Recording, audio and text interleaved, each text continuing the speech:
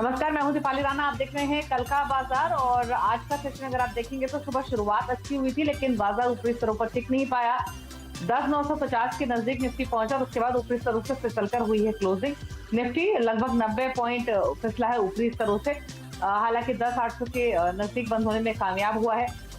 ऊपरी स्तरों से 330 पॉइंट फिसलकर क्लोज हुआ है आज के सेशन में। और दबाव बना रहे थे बैंक, क्योंकि निफ्टी बैंक अगर आप ऊपरी लेवल से कंपेयर करेंगे आज के, तो लगभग 550 अंक गिरकर बंद हुआ है।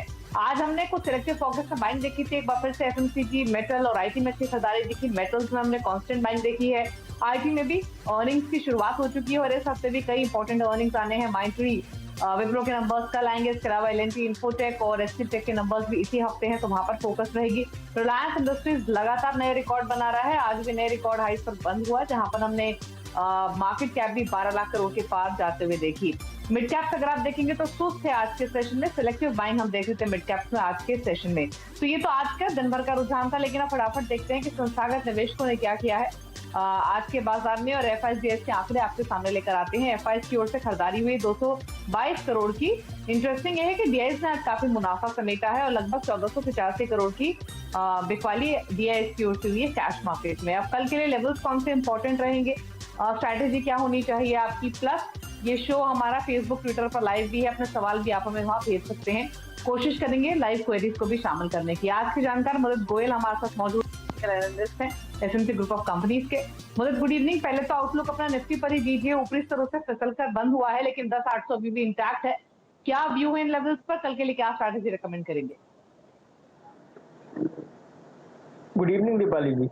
देखिए, स्ट्रेटेजी बिल्कुल साफ है। कोई भी डिप मार्केट में आता है एक बाइंग अपॉर्चुनिटी होगा। आज के सेशन में पॉजिटिव नोट पर शुरुआत हुई थी, लेकिन एचडीएफसी की खबर के बाद मार्केट में और इवन बैंक निफ्टी में हाई लेवल से कुछ प्रॉफिट बुकिंग देखने को मिली। लेकिन अच्छी चीज आज के सेशन में जो नजर आ रही थी, मार्केट में जरूर हाई लेवल से करेक्शन हुई, लेकिन सेलेक्टिव और स्ट्रॉन्ग बाइंग सेलेक्टिव काउंटर्स में देखने को मिली। रिलायंस की हम बात करते हैं, आईटी कंपनीज काफी अच्छा परफॉर्मेंस आज के सेशन में देती हुई नजर आई। एफएमसीजी कंपनीज, हैवीवेट कंपनीज में अच्छी बाइंग देखने को मिली। तो एक चीज साफ निकल कर आ रही है कि मार्केट में डिप अगर किसी भी कारणवश आ रहा है, वहां पर सेलेक्टिव और अच्छे स्टॉक्स में बाइंग देखने को मिल रही है। और आज के सेशन में हाई लेवल से करेक्शन हुई, निफ्टी फिर भी 10,800 के ऊपर क्लोज होता हुआ नजर आया। तो चार्ट स्ट्रक्चर अभी भी पॉजिटिव है। जब तक निफ्टी में 10,680 के लेवल को निफ्टी होल्ड करता है, कोई भी डिप अगर मार्केट में आता है बाइंग अपॉर्चुनिटी होगा। पहला टारगेट होगा यहाँ से 10,900 का। 10,900 के बाद 11,100 तक की रैली निफ्टी में देखने को मिलेगी। ठीक है। तो लेवल्स आपको बताए हैं मुद्दत ने, उसी के साथ स्ट्रैटेजी आप बना सकते हैं। क्विकली मुद्दत, एक बार माइंट्री और विप्रो के लिए भी लेवल्स दे दीजिए। इन दोनों के नंबर्स भी कल आएंगे, तो किसी ने अगर ट्रेड कैरी किया है रिजल्ट के बेसिस पे, तो उनके लिए ऊपर और नीचे की तरफ के लेवल्स बताइए। देखिए, सबसे पहले कहूंगा माइंट्री की बात करते हैं। माइंट्री में अगर किसी के पास पोजीशन है, 970 के स्टॉप लॉस के साथ आप होल्ड करके चल सकते हैं।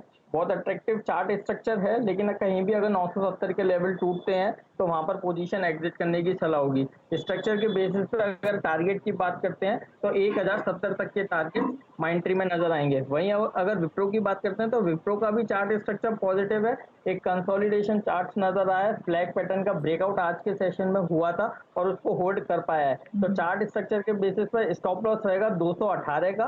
218 के स्टॉप लॉस के साथ होल्ड करके चलेंगे। जैसे कल के सेशन में 232 का ब्रेकआउट होगा, 245 से 250 तक के अपसाइड मूव विप्रो में नजर आते हैं। ठीक है, तो दोनों के लिए आपको लेवल्स बताए गए हैं। ध्यान रखिए लेवल्स पर रिजल्ट के हिसाब से। चलिए, कॉलर्स हमारे साथ बने हुए हैं। अमित है आजमगढ़ से। अमित नमस्कार, पूछिए क्या सवाल है आपका? मैम, मेरे पास है इंडियन ट्रेडिंग के आर शेयर 40 के भाव पे। इंडियन टेरेन के स्टॉक्स आपका परचेसिंग प्राइस 48, 29, 30 के आसपास ही ट्रेड हो रहा है। आपका बाइंग 40 रुपए का बताया। जी मैम। तो नुकसान तो आपको काफी हो रहा है इस स्टॉक में। और व्यू ले लेते हैं मुदित का। मुदित, इनका जो बाइंग है वो 40 रुपए के आसपास की है, तो भाव देखकर तो लगता है कि शायद इन्होंने महीना भर पहले ये स्टॉक खरीदा होगा, क्योंकि 40 रुपए ये पहुंचा था और वहां से लगातार गिर रहा है। कपड़े बनाने वाली कंपनी है और कंसर्न है थोड़े। बताइए इनके लिए क्या सजेशन होगा आपको? होल्ड रखें इस पोजीशन को, एवरेज कर लें, और क्या व्यू होगा? बिल्कुल नहीं दीपाली, क्लियर कट बोलूंगा, यहाँ पर एग्जिट करने की सलाह होगी क्योंकि कोई भी स्ट्रक्चर चार्ट्स पर पॉजिटिव नजर नहीं आ रहा है और जो भी कंसेंसस इस तरह की कंपनीज के लिए बने हुए हैं वो सारे नेगेटिव ही नजर आते हैं। स्ट्रक्चर इंडियन टेरेन का देखते हैं तो काफी वीक नजर आ रहा है, लग रहा है कि इस काउंटर में और करेक्शन आएगी और ब्रॉडर चार्ट पर 20 रुपए तक की डाउन साइड ये काउंटर दिखाएगा। तो यही बोलूंगा, कल जैसे ही मार्केट ओपन होता है आप इस काउंटर से एग्जिट कीजिए और HCL टेक, विप्रो और इन्फोसिस, इन तीनों में कहीं भी आप पोजीशन बना सकते हैं। तो आपको विकल्प बताए हैं मदद द्वारा, इस स्टॉक में वीकनेस और गहरा सकती है तो नुकसान बढ़ने की संभावना है, निकल जाइए। फेसबुक पे है, लगातार लाइव क्वेरीज मिल रही है। सचिन चौहान ने एक सवाल भेजा है फेसबुक पर, स्टरलाइट टेक पर 625 शेयर है इनके पास और जो इनका खरीदारी का भाव है 132 रुपए का है।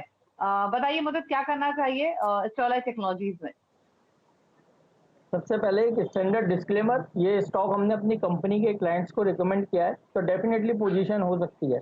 स्ट्रक्चर बहुत पॉजिटिव है, करीब 60 रुपए के लो से इस काउंटर में लगातार बाइंग देखने को मिल रही है और चार्ट पर एक हायर हाई हायर लोज में एक काउंटर ट्रेड होता हुआ नजर आ रहा है।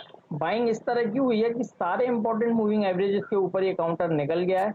बड़े अच्छे चार्ट्स है, ब्रॉडर चार्ट पे इसमें 165 से 170 रुपए तक के टारगेट नजर आते हैं। तो अगर किसी के पास पोजीशन है होल्ड करके चलेंगे, कोई डिप आता है बाइंग करेंगे, 120 के स्टॉप लॉस के साथ 165 से 170 तक के टारगेट्स नजर आते हैं। तो होल्ड करने की सलाह है स्टरलाइट टेक्नोलॉजीज, ऑन डेप्थ खरीदारी भी कर सकते हैं, 120 का स्टॉप लॉस आपको मेंटेन करना है। और सवाल ले लेते हैं, एक सवाल हमें आया है फेसबुक के जरिए हितेश राठी का, LIC हाउसिंग फाइनेंस पर। इनके पास 278 शेयर हैं LIC हाउसिंग के और जो इनका परचेसिंग प्राइस है वो 300 रुपए का है। मुझे बताइए, नजरिया तो अगेन इनका मालूम नहीं है बट चार्ट पर कैसा लग रहा है ये स्टॉक LIC हाउसिंग फाइनेंस? देखिए, हाउसिंग फाइनेंस कंपनी में अगर स्पेशली LIC की बात करते हैं तो काफी करेक्शन देखने को मिल गया है। 470 रुपए से लगातार एक सिंगल स्विंग में इस काउंटर में ईयरली लो बनाता है 190 रुपए के आसपास, वहां से रिकवरी देखने को मिली है और फिर कंसोलिडेशन में ये चार्ट चला गया है। तो कंसोलिडेशन का जो ब्रेकआउट है वो करीब 285 पर निकल कर आएगा। नटशेल में कहूंगा अग्रेसिव बाय 285 के ऊपर बनेगी। हालांकि अभी जो चार्ट स्ट्रक्चर बने हैं वो खराब नहीं है, कहीं भी जब तक ये चार्ट्स पर 258 के लेवल्स को होल्ड करता है तब तक चार्ट पॉजिटिव ही नजर आ रहे हैं। फ्रेश बाय के लिए 285 के ऊपर जैसी निकलता है आप अग्रेसिव होकर बाय कर सकते हैं, 330 रुपए तक की तेजी देखने को मिलेगी। और अभी जो पोजीशन है उसके लिए 258 के स्टॉप लॉस के साथ आप होल्ड करके चल सकते हैं। ठीक है, तो फिलहाल आप होल्ड कीजिए, स्टॉप लॉस आपको बताया है मुदत ने 285 के ऊपर निकलेगा तो नई पोजीशंस भी आप इनिशिएट कर सकते हैं, लेकिन लेवल्स पर गौर कीजिए जो मुदत ने मेंशन किए हैं। इसके अलावा जो अगले कॉलर है हमारे साथ बातचीत करने के लिए मुकेश हैं पटना से। मुकेश नमस्कार, बताइए क्या सवाल है आपका? नमस्कार मैम। मैम मेरे पास करीब लक्स इंडस्ट्रीज का 100 शेयर है, 1280 में खरीदा हुआ है और बैंगलोर केमिकल 700 शेयर है, 750 शेयर है, वो 41 रुपये में खरीदा हुआ है और गुजरात हेवी केमिकल भी 200 शेयर है। मैं आपको किसी दो स्टॉक पे राय दिला देती हूँ मुकेश जी, क्योंकि और भी कॉलर्स हैं जिनके सवाल लेने हैं, माफी चाहेंगे। 2 सवाल आपके ले लेते हैं, बाकी क्वेरीज कल के शो में लेंगे। आप मुझे बताइए मैंगलोर केमिकल में आपने परचेसिंग प्राइस क्या बताया? 40 रुपये, 41 रुपये। ठीक है, 40 रुपए के आसपास का आपका परचेसिंग प्राइस है मैंगलोर केमिकल्स में। बताइए मुझे, तो लक्स इंडस्ट्रीज के भाव के आसपास ये 1280 की इनकी बाइंग है, 1190 के आसपास ये बंद हुआ है। मैंगलोर केमिकल भी 40 रुपए के आसपास की बाइंग है, 37 पर आज बंद हुआ है। क्या सजेशन होगा दोनों स्टॉक्स में? देखिए, सबसे पहले लक्स इंडस्ट्रीज की बात करते हैं। स्टॉक का स्ट्रक्चर पॉजिटिव नजर आ रहा है, तो लोअर लेवल से अच्छी बाइंग नजर आई है और लोअर लेवल से जो बाइंग देखने को मिली है उसमें चार्ट पर एक कप एंड हैंडल पैटर्न बनाया, उसका ब्रेकआउट भी रिसेंटली देखने को मिला है। 200 डेमा के ऊपर ये काउंटर ट्रेड हो रहा है। 200 डेमा 1150 के आसपास निकल कर आता है। तो नटशेल में जब तक 1150 के लेवल बनते हैं इस काउंटर में होल्ड करता है ये काउंटर, 1150 के स्टॉप लॉस के साथ आप होल्ड करके चल सकते हैं। दूसरा काउंटर, आपने मैंगलोर केमिकल एंड फर्टिलाइजर की बात करी। ठीक है, मैंगलोर केमिकल फर्टिलाइजर में भी अच्छी बाइंग देखने को मिली, सारे इंपॉर्टेंट मूविंग एवरेजेस के ऊपर ये काउंटर ट्रेड हो रहा है। 34 रुपए के स्ट्रिक्ट स्टॉप लॉस के साथ आप होल्ड करके चल सकते हैं। दूसरी चीज यहाँ पर मैंगलोर केमिकल के लिए एक चीज और ऐड करूंगा, अब की बार जैसे इस काउंटर में 40 रुपए का ब्रेकआउट देखने को मिलेगा उसके बाद ये काउंटर 47 से 50 रुपए तक की तेजी देता हुआ नजर आएगा। तो स्टॉक स्ट्रक्चर मैंगलोर केमिकल का काफी पॉजिटिव नजर आ रहा है। 34 के स्टॉप लॉस के साथ होल्ड करके चलेंगे। तो होल्ड करने की सलाह है, दोनों स्टॉक्स लेवल्स आपको बताए गए हैं, बने रहिए इसमें। फेसबुक के जरिए अभिषेक सिंह ठाकुर ने सवाल भेजा है। बाटा पर 35 शेयर्स है इनके पास और जो इनका परचेजिंग प्राइस है वो 1300 का है। व्यू शॉर्ट टर्म है। बताइए शॉर्ट टर्म के हिसाब से मुदित क्या सलाह होगी बाटा पर? देखिए, बाटा को एग्जिट करने की सलाह देंगे।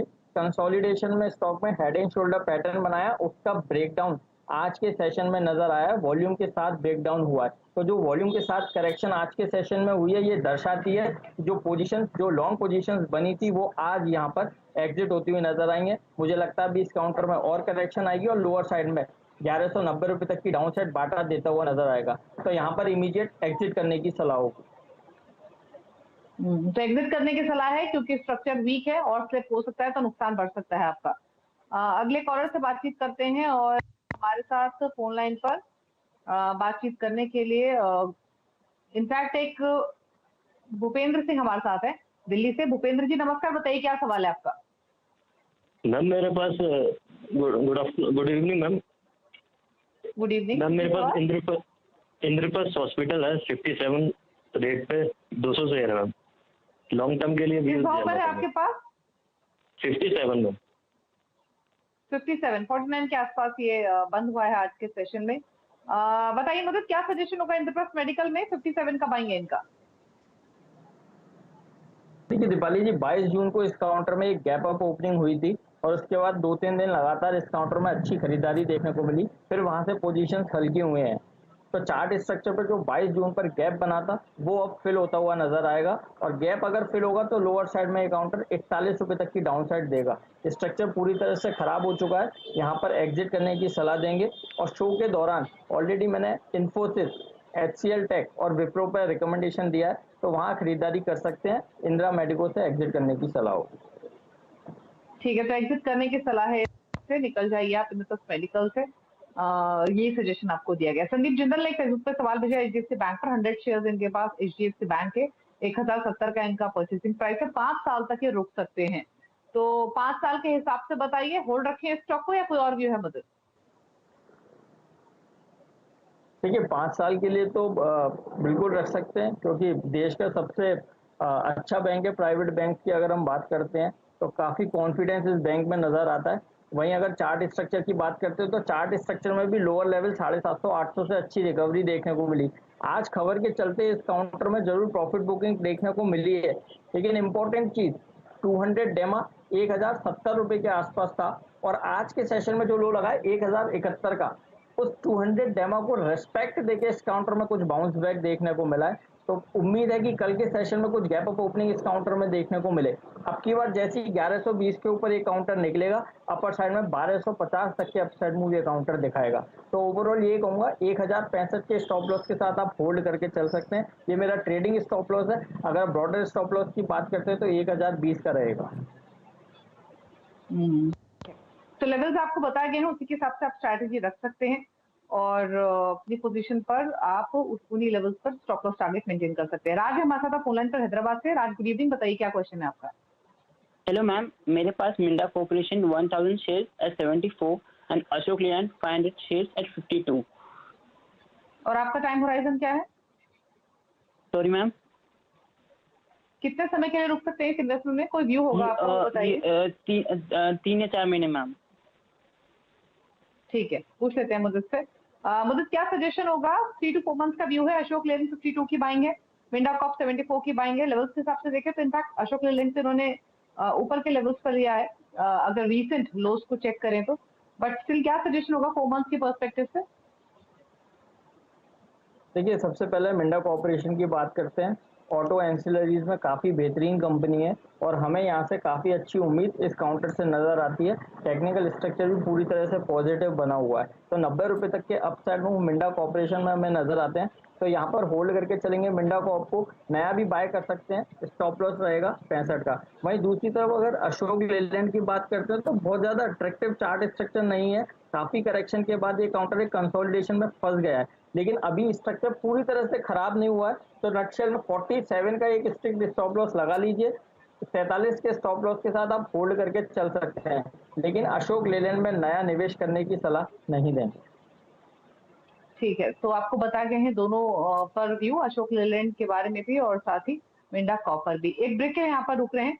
वापस लौटेंगे तो कुछ और क्वेरीज को शामिल करेंगे। मजीद गोयल हमारे साथ बने हुए आपके सभी सवालों के जवाब देने के लिए। फिर वापस आते हैं। कॉलर्स भी हमारे साथ हैं और कपिल हैं अब हमारे फोन लाइन पर कानपुर से। कपिल गुड इवनिंग, बताइए सवाल अपना। हाँ जी, मेरा क्वेश्चन ये है कि मैंने अडानी ग्रीन के 200 शेयर 418 रुपए में लिए थे और मैंने ठीक है। प्रेस्टीज रियल एस्टेट के शेयर 500 लिए थे 206 रुपए पे। ठीक है, और क्या किस पर्सपेक्टिव से लिए थे, मतलब ये इन्वेस्टमेंट है या फिर शॉर्ट टर्म के लिए लिए थे? नहीं, लिए तो मैंने शॉर्ट टर्म के हिसाब से थे। बट अभी तो आपको नुकसान हो रहा है क्योंकि अदानी ग्रीन 364 पर आ चुका है और 400 के हाँ जी। ऊपर की आपकी बाइंग है। पूछ लेते हैं अडानी मुझे ग्रीन दोनों स्टॉक पर कि क्या करना चाहिए। मुझे तो बताइए क्या सजेशन होगा। प्रेस्टीज एस्टेट 189 पर क्लोज हुआ है आज, इनका परचेसिंग प्राइस 206 का है। अदानी ग्रीन सिमिलरली 364 पर बंद हुआ है, इन्होंने खरीदा है 418 के भाव पर। शॉर्ट टर्म का व्यू है। देखिए, अदानी ग्रीन की बात करते हैं। अदानी ग्रीन को एग्जिट करने की सलाह दे रहे हैं। स्टॉक का स्ट्रक्चर की अगर बात करते हैं तो क्योंकि इसका नेचर पूरी तरह से खराब हो चुका है, इस काउंटर में सर्किट की नजर आते हैं। या तो ये काउंटर अपर सर्किट देता है या फिर लोअर सर्किट में ट्रेड होता हुआ नजर आता है।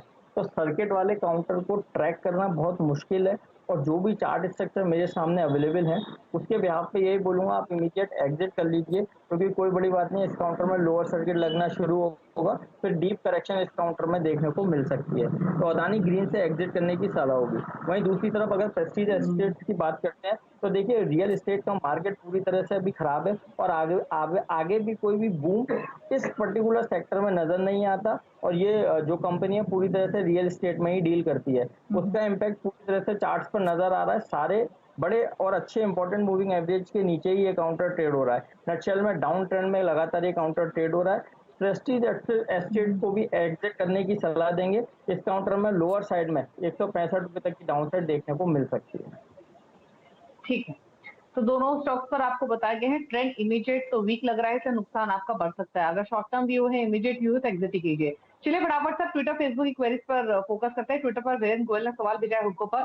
500 शेयर से 50 के प्राइस पर जाना चाहते हैं, क्या करें? मुझे क्विकली हुडको।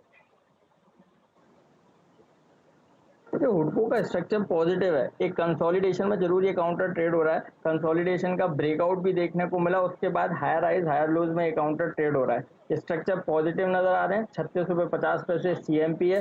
जिस तरह के चार्ट स्ट्रक्चर अभी बने हुए हैं, 44 रुपए तक के अपसाइड मूव ये काउंटर दिखा सकता है। तो यहाँ पे पोजीशन है, बने रहिए और निवेश किया जा सकता है। 44 से 45 के टारगेट नजर आएंगे। स्टॉप लॉस रहेगा 34 का। ठीक है, चिराग शर्मा ने सवाल भेजा है ट्विटर पर ही जिलेट पर। 100 शेयर इनके पास जिलेट के 6150 का इनका प्राइस है। एक बार मुझे बाइंग प्राइस बताएंगे दीपाली? 6150। देखिए, 6150 जो बाइंग रेट है इनका काफी ऊपर का है और उसके बाद स्टॉक में लगातार ही करेक्शन देखने को मिली है। अभी ये काउंटर में डीप करेक्शन हुई है। लोअर हाइज लोअर लोज में ये काउंटर ट्रेड होता हुआ नजर आ रहा है। चार्ट्स पर जब तक ये काउंटर 5400 के ऊपर 5400 के ऊपर नहीं निकलेगा, जब तक बाइंग मोमेंटम में ये काउंटर नहीं आएगा, जो भी कंसोलिडेशन देख रहे हैं ये कंटिन्यू रहेगा। तो स्ट्रक्चर अभी वीक है, यहाँ पर मैं एग्जिट करने की सलाह दूंगा और ऑलरेडी मैं शो में कई स्टॉक रिकमेंड कर चुका हूँ, वहां पे निवेश किया जा सकता है। जिलेट में भी वीकनेस बरकरार ठीक है। रहेगी। पवन सिंह सवाल भेज रहे हैं आईजीएल पर। 464 के प्राइस पर इन्होंने आईजीएल खरीदा हुआ है। 1010 के प्राइस पर एमजीएल। जानना चाहते हैं क्या करें? देखिए, दोनों ही स्टॉक वीक ट्रेजेक्टरी में ट्रेड होते हुए नजर आ रहे हैं। सबसे पहले आईजीएल की बात करते हैं। आईजीएल में एक हेड एंड शोल्डर पैटर्न बनाया, उसका ब्रेकडाउन दे दिया।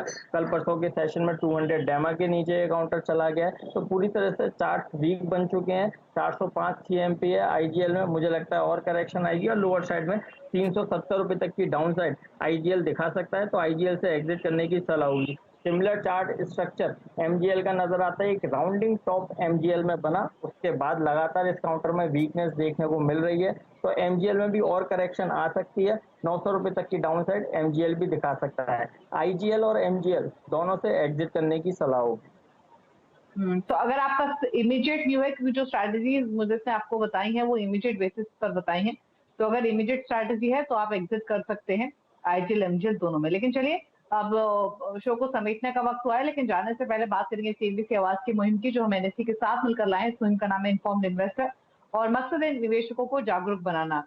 अक्सर हम देखते हैं कि सही जानकारी ना होने की वजह से इन्वेस्टर्स पेनी स्टॉक्स में फंस जाते हैं। यूजुअली पेनी स्टॉक्स उस कैटेगरी के स्टॉक्स होते हैं जिनके फंडामेंटल्स बेहद खराब होते हैं, जो कि ऑपरेटेड स्टॉक्स होते हैं, यानी उनके प्राइसेस बहुत वेरी करते हैं। इलिक्विड स्टॉक्स होते हैं, यानी वॉल्यूम्स कम होते हैं, आसान होता है लेकिन निकलना काफी मुश्किल होता है। तो ऐसे में काफी बार निवेशक अपनी गाड़ी कमाई को खो बैठते हैं इन स्टॉक्स में फंस के। तो अच्छी क्वालिटी के स्टॉक्स में निवेश कीजिए, फंडामेंटली जो स्ट्रांग है रिसर्च करके उन स्टॉक्स को चुनिए। कोई भी आपको अगर पेनी स्टॉक लेने के लिए कहता है तो आंख मूंद कर आपको भरोसा नहीं करना है, बल्कि रिसर्च करके अच्छे फंडामेंटल वाले स्टॉक्स को चुनना है। मुझे क्विकली आपके कमेंट्स इस टॉपिक पर।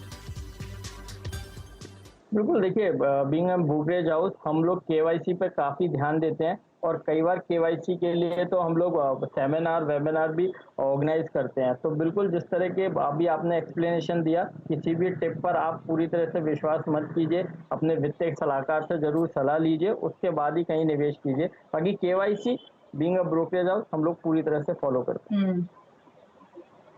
ठीक है, चलिए शुक्रिया मुझे आने के लिए शो में और सभी स्टॉक्स पर अपने व्यूज देने के लिए।